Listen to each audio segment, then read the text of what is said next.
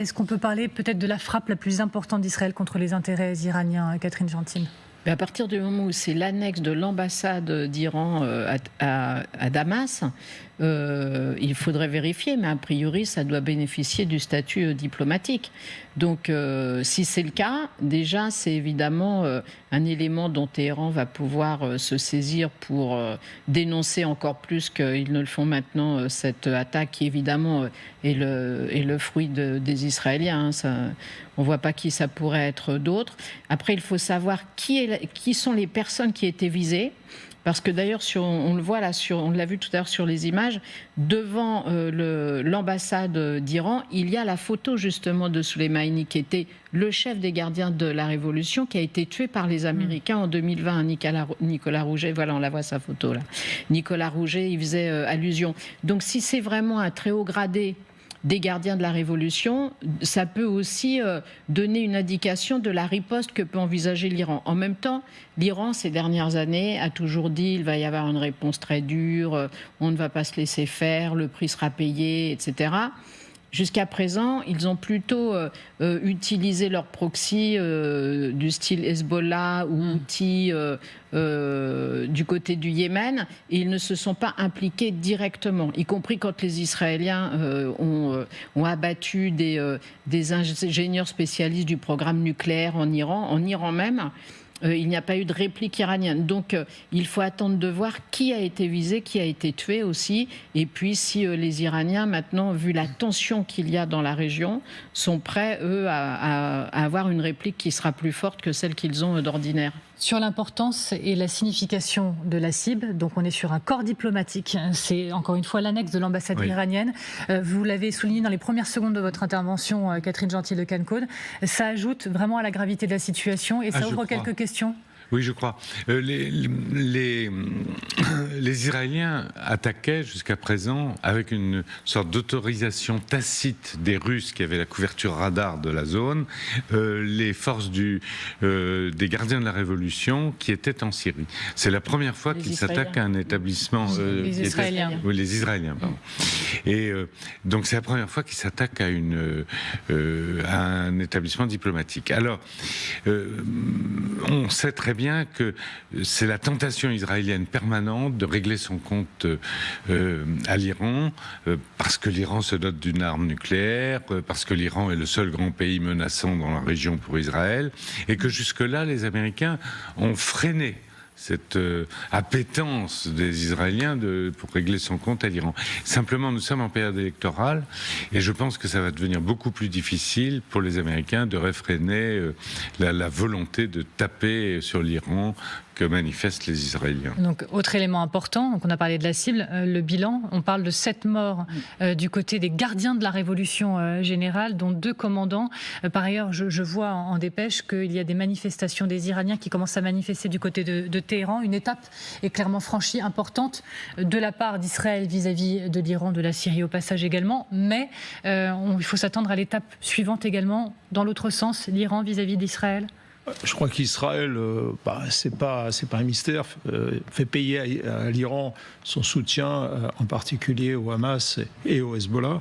Deuxième élément, ça nous rappelle que la guerre en Syrie, elle est toujours ouverte. C'est un des épicentres des crises mondiales et qui fédère un petit peu tout ça, qui a même été pratiquement à l'origine d'un certain nombre de crises ensuite. Donc cette guerre que nous n'avons pas globalement réussi à maîtriser pour différentes raisons, voilà, elle est toujours là. M. Bachar el-Assad, les Russes sont présents, et puis l'Iran qui joue ce jeu de proxy. Mais je crois que ça veut dire aussi que les Israéliens, les proxys, eux, ils ne connaissent pas.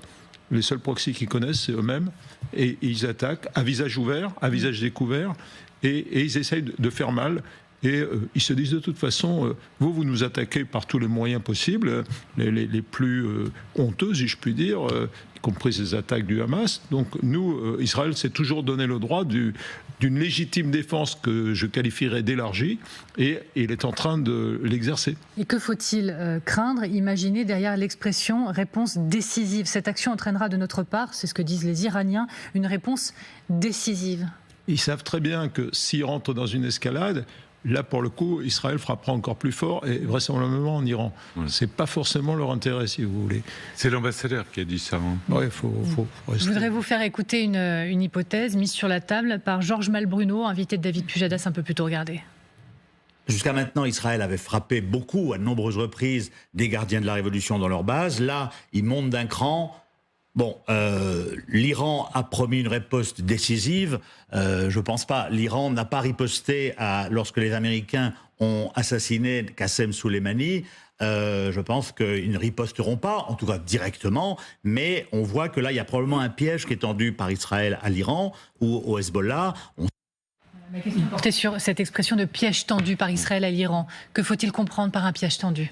C'est-à-dire qu'on sait que depuis le 7 octobre, en fait, Benyamin Netanyahou aimerait bien régler en même temps à la fois la question de Gaza. Bon, pour l'instant, il n'a pas réussi puisqu'il n'a pas obtenu l'élimination des dirigeants du Hamas et notamment Yahya Sinwar et ses acolytes, et ils sont de plus en plus contestés, y compris par les Américains à cause du nombre effrayant de victimes civiles. Mais dès le début, Benyamin Netanyahou aurait bien aimé en fait régler aussi la question du Hezbollah de la même manière, c'est-à-dire en fait ouvrir un double front. Et pour l'instant, les Américains ont réussi à l'en dissuader, visiblement. C'est ce que disent les observateurs qui travaillent sur ce dossier de près.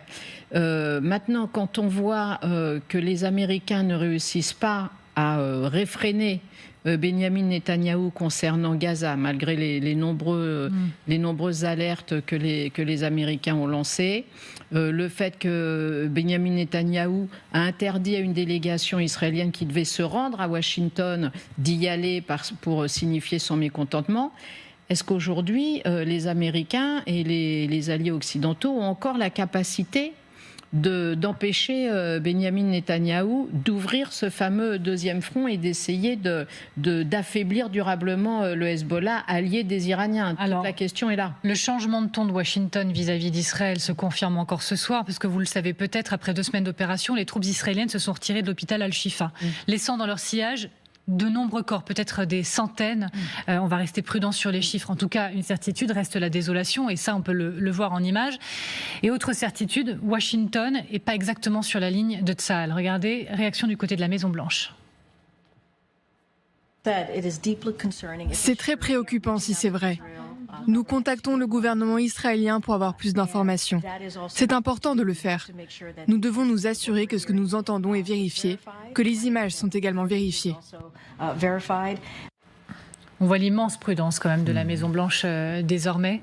Comment vous l'analysez, cette situation? En fait, il semble bien que, d'après les éléments qu'on peut recomposer, les Américains maintenant aient pris vraiment sous leur aile ou mis sous tutelle l'opération qui était préparée pour Rafah. Et ils demandent des comptes à Israël sur qui compte faire. D'ailleurs, ça ne se produit pas. Alors que c'était annoncé, M. Netanyahou, les chefs militaires aient planifié. Donc là, je pense que les Américains, l'hôpital, c'est encore un autre sujet. Vraisemblablement, il y avait effectivement des combattants du Hamas qui ont repris l'hôpital. C'est la guerre, malheureusement. Mais Rafah, là, je crois que c'est ça. Le point de non-retour, c'est Rafah pour moi.